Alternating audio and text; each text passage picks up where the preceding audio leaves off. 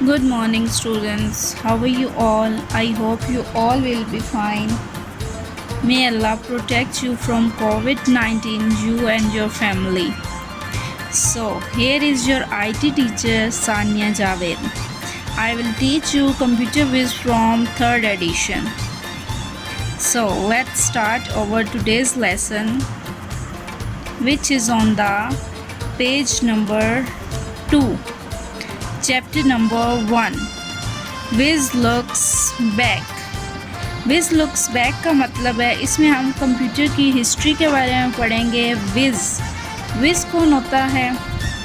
विज़ वो है जो कंप्यूटर के बारे में सारी इन्फॉर्मेशन रखता है, जिसको कंप्यूटर के बारे में नो हाउ सारी होती है। ठीक है students, first of all you will mention date and day at the top of the page. As you can see, I have already mentioned Thursday 2nd of July 2020. Clear? Thursday. T will be capital, THURSDAY, Thursday, comma 2nd July. J will be capital, JULY, July 2020. Clear? Okay. Before starting our lesson, I will introduce you with the new terminologies of the chapter. So, the new terminologies of the unit are these. As you can see, there are 10 terminologies. Okay, first one is integrated circuit. Integrated circuit को हम ICs भी कहते हैं। Okay, integrated circuit एक बहुत ही छोटी सी chip होती है जिसके ऊपर सिलिकॉन चिप्स लगी होती हैं, और ये जो इंटीग्रेटेड सर्किट होता है ये सर्किट बोर्ड के साथ इंटरकनेक्ट होता है।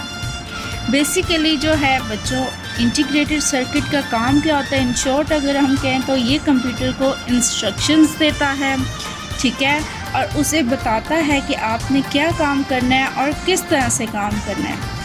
ये कंप्यूटर की स्पीड को बढ़ाता है, मतलब पर सेकंड में ये थाउजेंड्स ऑफ इंस्ट्रक्शंस कंप्यूटर को देता है और कंप्यूटर उनको आगे एफिशिएंटली उनके ऊपर वर्क करता है और इन इंस्ट्रक्शंस को समझता है।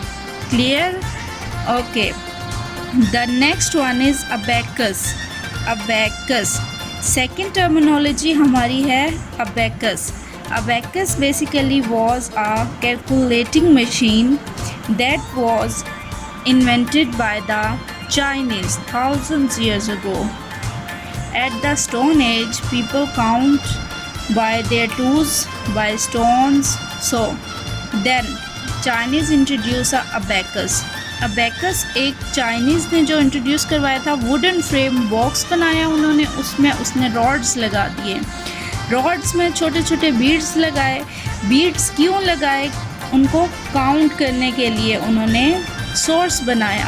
ओके, क्योंकि तब कैलकुलेटिंग मशीन्स तो थी नहीं। उन्होंने बीड्स को मूविंग के through backward and forward move किया और उनसे वो अपनी कैलकुलेशन करते थे। कैलकुलेशन उसमें तब सिर्फ 4 ही होती थी, addition, subtraction, multiplication and division. ठीक है, उसके बाद and the third terminology is transistor. Third is the transistor. Transistor क्या है बच्चों? ट्रांजिस्टर एक बहुत ही छोटी सी स्मॉल सी चिप है जो कि कंप्यूटर में बहुत ही इम्पोर्टेंट समझी जाती है। आज के जो हम माइक्रो कंप्यूटर यूज़ करते हैं उनमें ट्रांजिस्टर एंड आईसीज़ का बहुत ही इम्पोर्टेंट रोल होता है। ठीक है, अब इनका रोल क्या होता है कि ये पहले तो कंप्यूटर जो होते थे वो साइज़ में बहुत बड़े होते थे। अगर हम कंप्यूटर की हिस्ट्री में जाएं, फर्स्ट जनरेशन से स्टार्ट करें तो सबसे पहले वैक्यूम ट्यूब इन्वेंट हुआ था। That was too large in size में वो इतना बड़ा था कि वो पूरे रूम जितनी स्पेस लेता था। हीट बहुत ज़्यादा बर्न करता था, और जो पहले कंप्यूटर्स थे उनके लिए स्पेशल ऑपरेटर्स चाहिए होते थे उनको ऑपरेट करने के लिए। तो ट्रांजिस्टर ने क्या किया कि इस काम को आसान कर दिया। ट्रांजिस्टर 1947 में इन्वेंट हुआ और फर्स्ट टाइम इसको यूएस एयरफोर्स ने यूज़ किया था कंप्यूटर्स को एफिशिएंटली रिलायबल बनाने के लिए। इसने कंप्यूटर की वर्किंग को फास्ट बहुत ज़्यादा किया।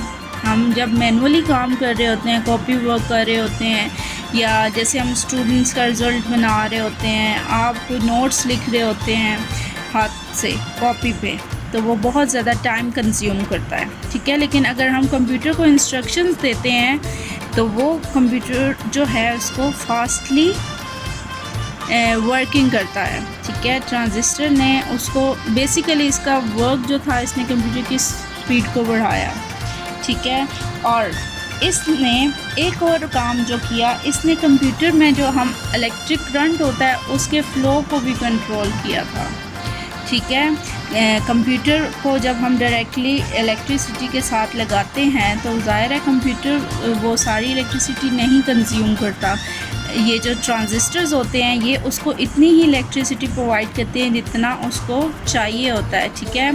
इसके इलेक्ट्रिसिटी के फ़्लो को, करंट को कंट्रोल करता है, ये इसका बेसिक काम था, ठीक है।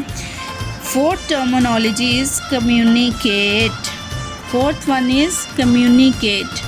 कम्युनिकेट का मतलब होता है बच्चों राब्ता, कनेक्शन, ठीक है। हम अब जिस तरह से आपके साथ ऑनलाइन क्लासेस के थ्रू आप लोग पढ़ रहे हैं, तो ये हमारा वे ऑफ कम्युनिकेशन है, ठीक है। हम एक दूसरे के साथ राब्ते में हैं थ्रू इंटरनेट। हमारा सोर्स बना इंटरनेट, ठीक है। लाजमी नहीं है कि हम किसी सोर्स के थ्रू कम्युनिकेट करें, हम लाइव भी तो कम्युनिकेट करते हैं, जैसे कि हम क्लासेस में लाइव एक दूसरे के साथ कनेक्टेड होते हैं, ठीक है।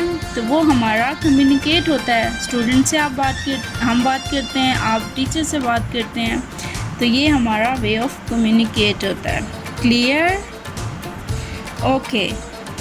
Fifth one is equipment.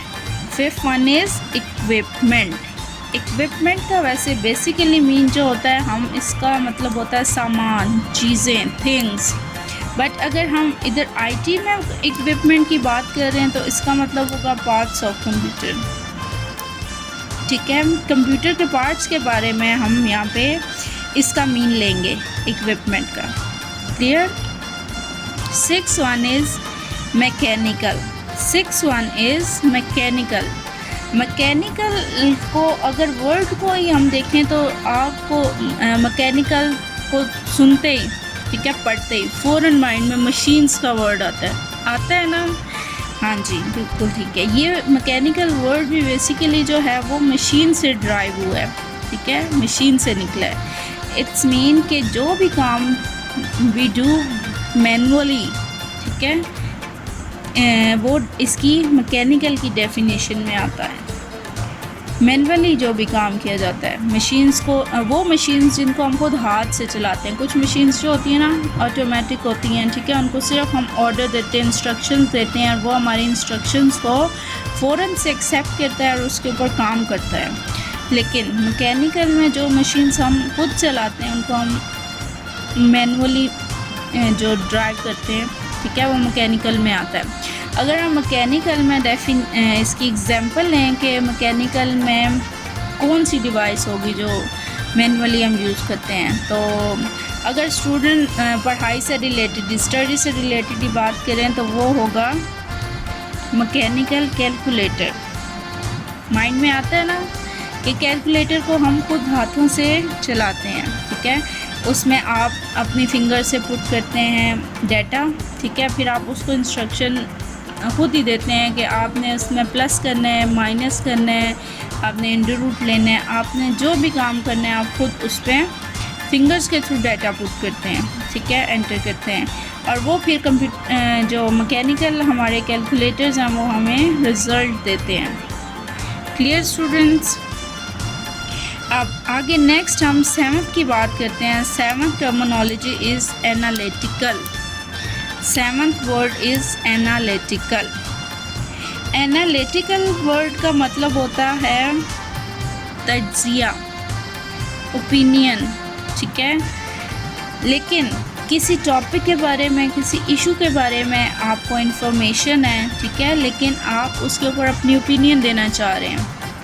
हम उसके ऊपर अगर ओपिनियन देते हैं तो हम उसमें खुद से कोई लॉजिक्स ऐड नहीं कर सकते, ठीक है। उसमें हमने लॉजिकल रीजंस जो होती हैं उसके थ्रू उसी इशू को डिस्कस करना होता है। मतलब हम उसका मीन चेंज नहीं करते जिस बात का, अगर हम सिंपल वे में कहें कि जिस बात का हम मीनिंग चेंज नहीं करते उसको हम एनालिटिकल कहते हैं, ठीक है। तज्जिया। 8वां वर्ड है electricity. 8th word is electricity. अगर हम 8 टर्मिनोलॉजी यानी इलेक्ट्रिसिटी के बारे में बात करें तो आपके माइंड में फ़ौरन आता है कि ये तो कंप्यूटर का इंटीग्रल पार्ट है ना स्टूडेंट्स। क्योंकि इलेक्ट्रिसिटी के बगैर आप लोग कंप्यूटर चला सकते हैं? नहीं चला सकते ना, क्योंकि बिजली के बगैर तो कंप्यूटर चल ही नहीं सकता। इसलिए इसको बहुत इम्पोर्टेंस हासिल है कंप्यूटर चलाने में। जैसे आप लोग फ़ोन यूज़ करते हैं तो फ़ोन बिजली के बगैर चलता है, जब तक आप उसे चार्ज नहीं करेंगे तो वो कैसे चलेगा, ठीक है। इलेक्ट्रिसिटी को बहुत इम्पोर्टेंस है कंप्यूटर में। 9th one is vacuum. अगर 9th टर्मिनोलॉजी की हम बात करें तो वो वैक्यूम है। वैक्यूम अगर हम सिंपल वर्ड में अगर उसको देखें तो इसका मतलब होता है स्पेस, ठीक है, एम्प्टी। अगर वैक्यूम ट्यूब की बात करें तो वो फर्स्ट जनरेशन में जो इन्वेंशन हुई थी फर्स्ट कंप्यूटर, वो वैक्यूम ट्यूब था। वैक्यूम क्लीनर की बात करें तो as you all are know that के वैक्यूम क्लीनर जो हैं वो सफाई के लिए यूज़ होता है। अगर हम यहाँ पे वैक्यूम की डेफिनेशन देखें तो it is a space basically that contain no air and no other gas. It is totally empty, ठीक है। And the 10th terminology is contribution.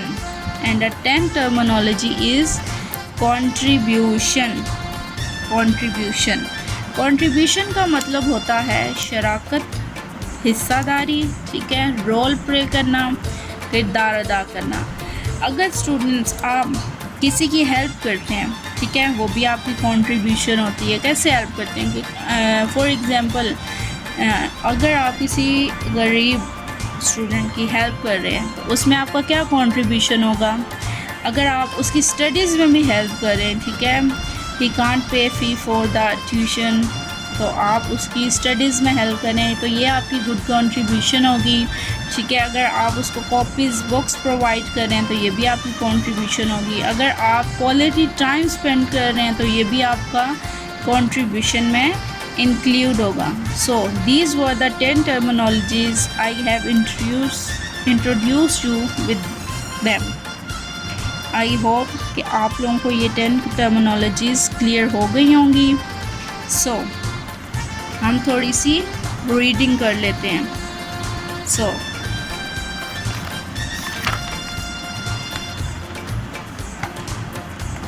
as you know, I have already told you whiz looks back mean history of computer. Clear? Whiz is using a tablet.